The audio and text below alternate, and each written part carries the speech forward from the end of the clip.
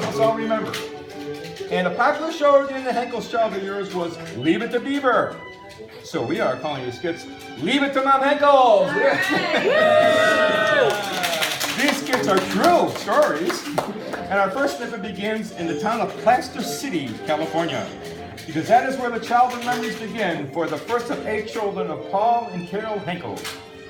Placer City is located in the very southmost tip of California, 20 miles from the Mexican border. Situated in the desert, this town hosted the USG plant, which made plasterboard for houses from the gypsum rock located in the desert. Near the gypsum plant, the small, desolate community had only 20 company families that all live in a block shaped in a large number 8. Average temperature in the summertime was 110 to 120 degrees. If Mom hung up the laundry to dry, it would be dry before she'd put the last piece on the line. Let's go down memory lane and take a look at a quick, typical interchange on a summer day in Placer City.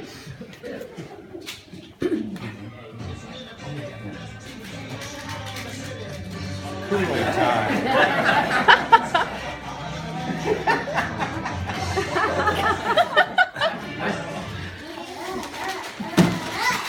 Mom! Don't you get more Kool-Aid, Mom?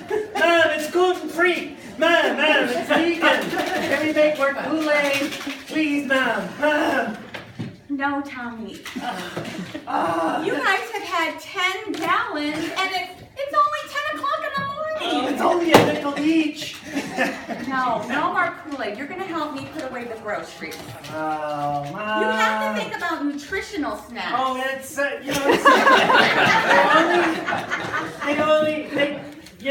this only causes cancer in red animals. I mean, that's okay. Tommy, I love you, but no more sugar water. Think of something nutritional. Nutrition.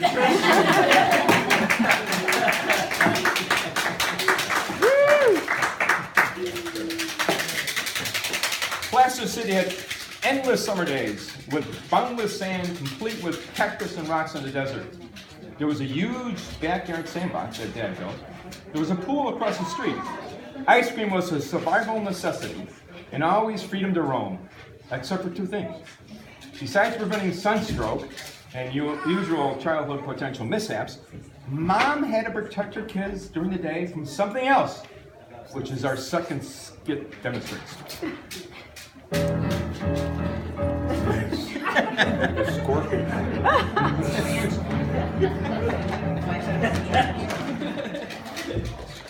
Steve, Mary. Emma. What's up? Steve, I have a little job for you. Okay. How would you like to pick up the mail today from the post lady? Yes. That's so far, Mom. Steve, honey, I love you, but you can be good. Okay? All right, I have a note for you. Okay, and you can take this to the post lady. Okay, get the mail. Steve, come right back. Okay, Mom. All right. Hey, Mary, look, I got these baseball cards. Mickey Mantle and Babe Ruth. They're brand new. They're rookie cards. Do you have Buccaneers? No, so I think I'll just throw this one away. Hi. Okay, some milk from my mommy. Okay.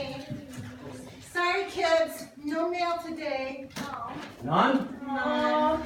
Hey, Mary, now that we're here, this is where they do the ice cream social. Look, there's a phone booth over there. Oh, yeah, I see it right there, but Mom said we should never go in there. Why? We never get to see a phone. We don't have one. That's true. That's true. Okay, well, All right, you know what? There's money. There's money sometimes in that. and then there's a Coke machine. For 5 cents, we can get a Coke and get money. Up.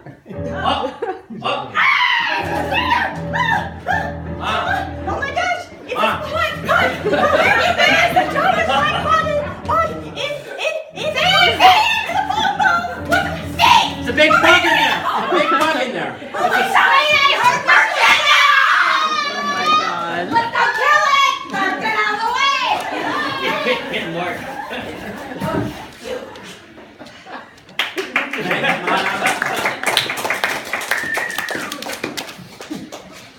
Well, Mom and Mrs. Wenk never really did find that big black tarantula. By the time they got there, it had taken off.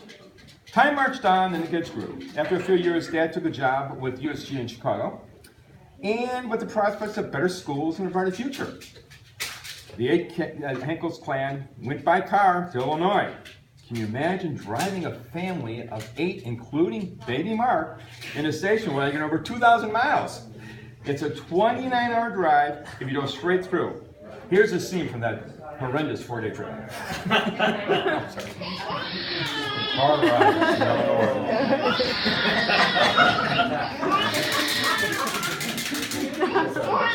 I'm in the rumble seat. Yes, I love this.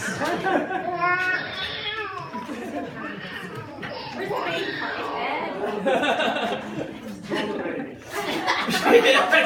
That's the baby. Whoa!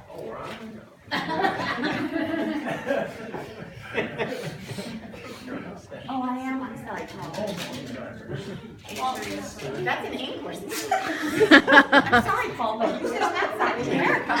We left without Steve. We left without Steve, Mike. That's how it is. You left without.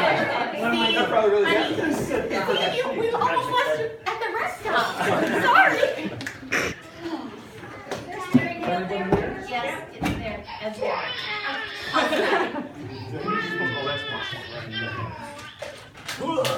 Kids, look out the window and stop horsing around. Put yourself in those seat belts.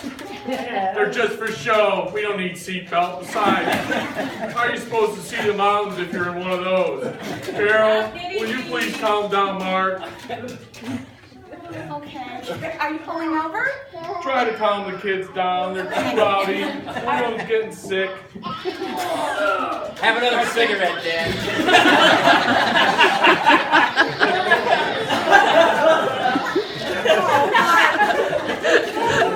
Oh, Mark, please, honey.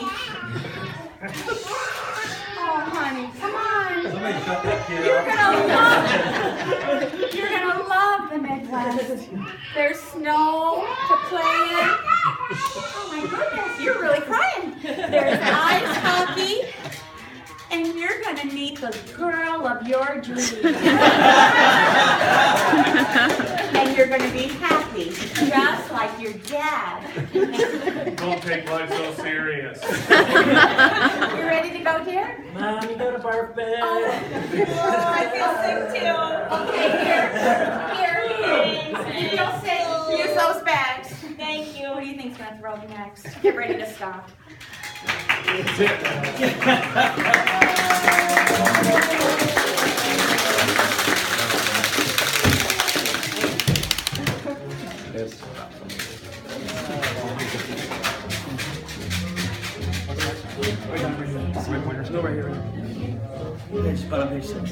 Well, finally, after many days, the family arrives in Illinois. First, there was a motel for a short time, and then a small home at 303 South Oak Street. And then a newly built large home at 242 North Lytle. One of the shocks is moving to Illinois that Mom would have to prepare her little ones for winter and cold. Here's a blast from the past, which actually happened. Oh, I did have glasses though. I want to go outside! Snow! The snow, Steve said it was so cool. Steve always said it was so white. Oh, it looks so great. Okay, honey, let me get you ready. This is the Midwest. Oh, I want to go. I've never been in snow Thank God before. you're irresistible. All right, you're ready. You're ready. All right, let's get into the door. Mary, keep Open an the eye door. on Paul, Open okay? the door. Open the door fast. I'm gonna go. It's open.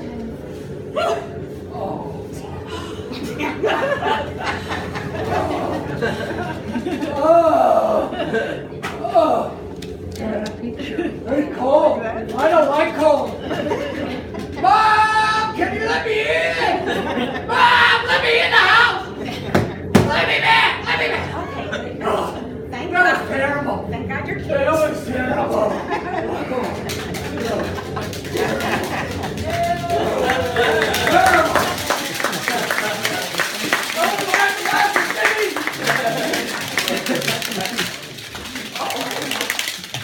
The house house at 242 North Lido was on a block with a lot of kids, but one family was particularly close to all of the Henkels, the Van Wovelers. The Van household had 7 children, and the Henkels soon withdrew away. Mr. and Mrs. Van, as everybody called them, became good friends with Mom and Dad. Mrs. Van was a nurse, which was additionally helpful whenever there was a childhood mishap. The Van kids and the Henkel kids played together. Mr. and Mrs. Van purchased a small camper. Everyone was so happy and excited when the idea was presented that they would go camping together. Mr. Van was particularly proud of his purchase of a gigantic frying pan that he could be used to make fried eggs in the camp for all of the kids at one time. Here's a scene from a typical announcement that the Vans were going to camping and the Henkels were invited. Come quick, lads, some great news. I guess you heard. Come on in. We're going camping with the Vans. Hey! That's right. It always rains. All right.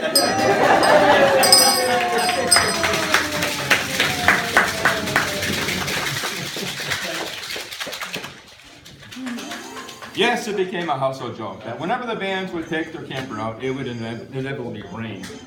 Though there was rain on the van camping trips, and though the Henkels didn't take many vacations, the kids had fun camping in the backyard. And then there was day trips to Druce Lake in the warmer months. By now, the Henkel family was in full force, with growing bodies and hungry mouths to feed. How did Mom do it? How did she keep up with feeding the sheer volume of people day in and day out? Can you imagine? Growing up in a Henkel household for the most part, there was no eating out. That was never thought. There wasn't even a Starbucks back then. So part of the answer was in Dad's garden. Dan's ancestors were farmers, and he grew up in a family garden. So with the Midwest soil, away he went, growing all kinds of things. How did that affect Mom? Let's take a peek. Yeah.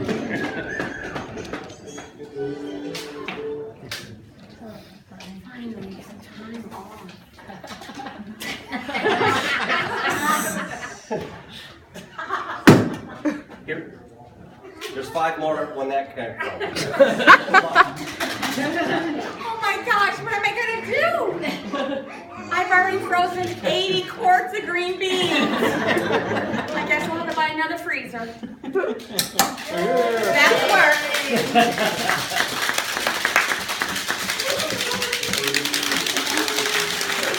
Yes, can you imagine feeding a family of 8 kids and 2 adults? How would you get the picky eaters to eat? How would you keep up with 8 kids on a budget? Rarely did the Henkels go out to eat, but when they did, the kids would save their money and go to the first Burger King in the country and get a Whopper for 39 cents. Spend 12 cents on French fries. It was 15 cents for the first McDonald's and 20 cents for that cheeseburger. Routinely at the peak, the Henkels clan would go through 2 gallons of milk in a day and 2 loaves of white bread. Mom set up a system of meals and cleaned up as this skit illustrates. Oh no. What's to do?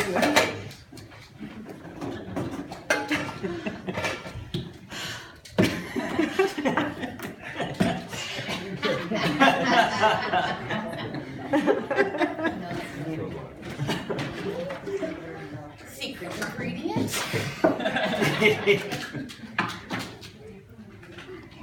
Mom, what's for dinner? Mom, what's for dinner? Hi, Tommy. Oh, coffee. Yeah, it's spaghetti night. It's Thursday. Yes. Tommy, can you do me a favor, honey? Sure, Mom. Well, I lost the bell, but hold on, I'll find it. Here it is. Can you call the other kids? It's almost time for dinner. Well, I'm hoping they'll be at least half hour late so they do dishes. Oh, no. Tommy, you have dishes this week. I did it last week. I traded with Anne. Anne's turn. We'll see. No, I don't have the dishes. I traded with Paul. Oh, dumb old Ann, she lies. She can't trade with me. I have baseball. I can't do dishes this week. I can't do them. I'm going to Heather's house for a sleepover. For Pete's sake. I did it for Tom the time before last. Sit down for dinner. We'll figure it out. I can't do them. I have too much homework. Really, Cathy? I'm not doing them. I'm gonna go watch Baseball. Steve. Steve, down, you're the you last. have the dishes. It's 5:31 and you know dinner starts at 5:30. Oh, it's my favorite, spaghetti with coffee. Hurry it up a little, would ya?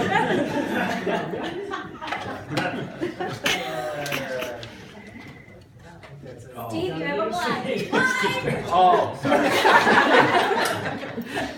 I tried as hard as I could to get back from riding my bike to Golf Mill. Oops. Whoa. Golf Mills? That's 20 miles away, Steve. I'm 11 years old. You're grounded.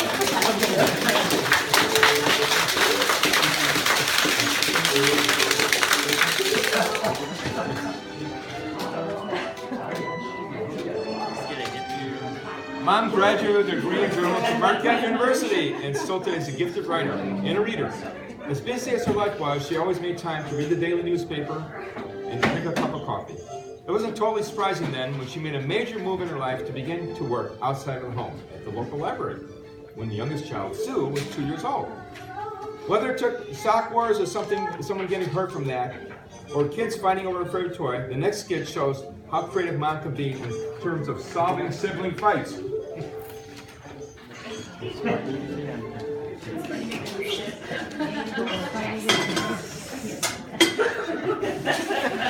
Mom! She's got my doll, and it's mine, and I want it back, and she's hitting me, and She she's... said she...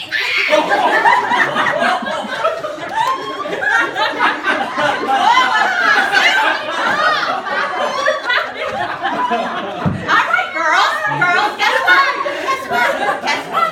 You're grounded. Well, That's not fair! Give me my doll. give me the doll. No! You're both grounded unless you kiss and hug and make up. Or perhaps I'll tell your father. Okay.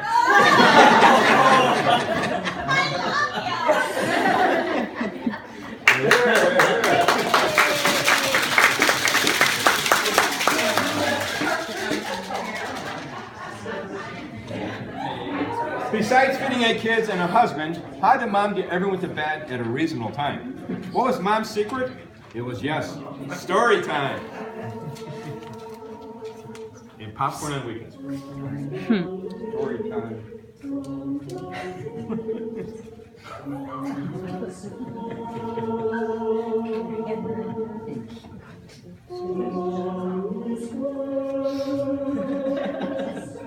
Ready?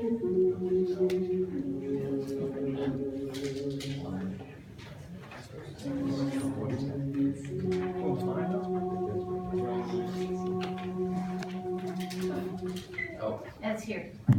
I'm scampering around. We're just listening to the music. Here comes Dad. Wee Willie Winky runs through the town, upstairs and downstairs in his nightgown, rapping at the window, crying through the lock. Are all the children in their beds? For it is 8 o'clock. Boys, girls, where are you? It's time for...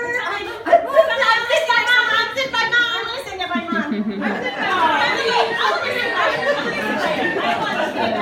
Mom, you are a naughty bunny just like Mark. Okay. Honey and rabbit. What is that? Okay, honey, it's late. Everyone is late. We're going to read one book. Okay? Does everyone have their popcorn? Tom, that's not appropriate? What is one day, said Father Rabbit? One warm Sunday morning. Spring is here.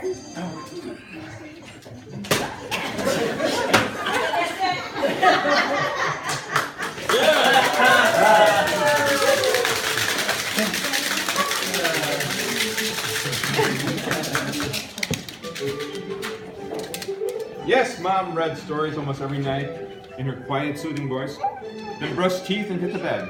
Each Henkels child would jump in bed, and the matriarch would tuck them in with a kiss goodnight, and years later it was their good night. However, in the daytime outside of work hours, Dad Henkels kept going with the garden. It was hard work. One particular hot summer day, the Henkels clan had an experience that would make everyone laugh. It was really, really hot, and Dad decided to make himself some nice, cool lemonade with a plan to have it when he finished his hard work. However, when he came in, it was all gone. This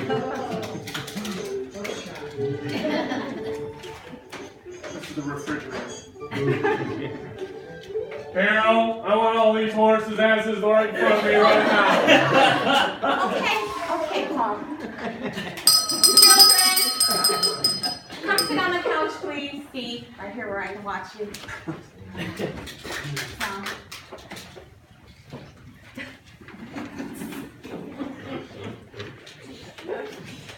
Mark on the floor.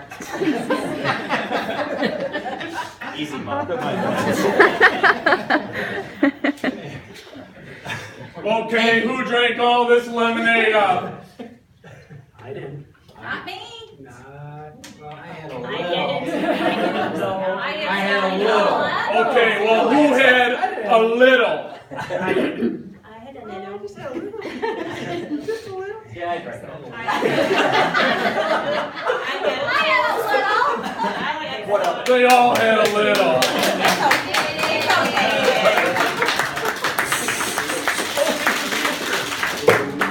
Got an extra picture. There must have been 2 pictures. They were thirsty. Holidays, birthdays, and other celebratory days like the 4th of July were always special growing up in the Henkels household. Someone was always having either a birthday or it was a holiday graduation. But Thanksgiving was always one outstanding memory. The day became more special when Uncle Jack and Uncle Bob joined the family.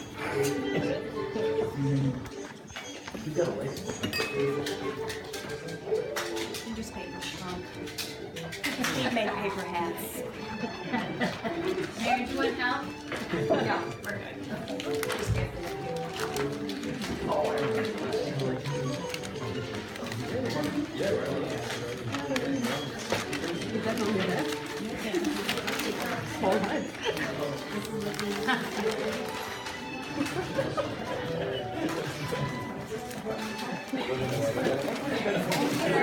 So this is 1 hour after this Thanksgiving theme was complete.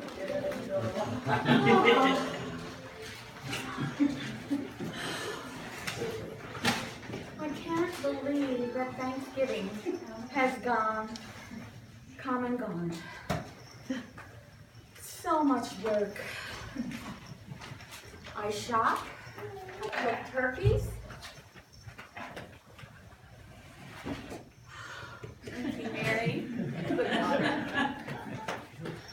I make the stuffing 2 days ahead of time. I make 2 jellos. I make the toxic green beans. Everyone loves those. I make the sweet potatoes. Nobody likes them, but I make them anyway. I make banana bread. I make rolls. I make croissants. I made 10 pies this year. Homemade, blueberry, apple, and pumpkin. And not from a can. From a real pumpkin. Was 10 enough? Of course not. They're gone. I should have made 15. Next year, 15. But now everything's cleaned up. I can relax and watch TV or read my paper because they're downstairs watching television. For 5 minutes, God, please. 5 minutes.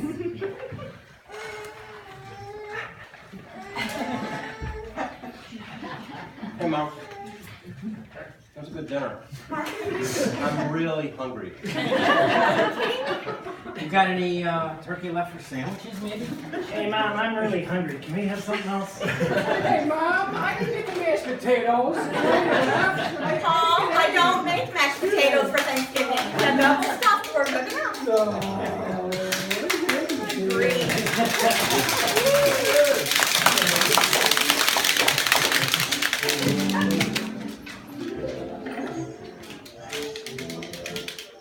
Yes, birthdays and holidays holiday for special days, but no holiday could compare with the joy of Christmas at the Henkels household. Presents galore under the tree. Heck, only one present for each person, and the tree was pretty full. One challenge for Mom and Dad was keeping each kid happy when decorating the tree. With 8 kids all wanting to have a chance at decorating, scads of ornaments and subsequently a large tree had to be purchased every year. Here's a scene from Christmas Past. Come on, kids, we're gonna decorate. This will be so much fun. Here, Carol, here's a box of ornaments. Thanks, Paul.